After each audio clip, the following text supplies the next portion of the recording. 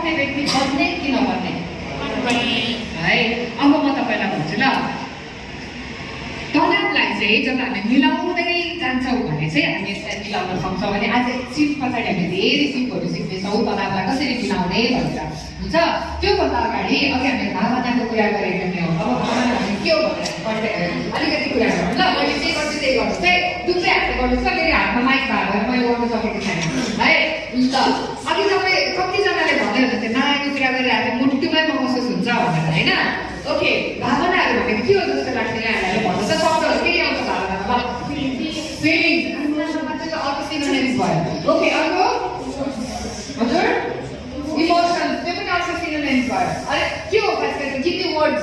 भावना भने के हो? गिभ मी वर्ड्स मलाई भन्नु शब्दमा।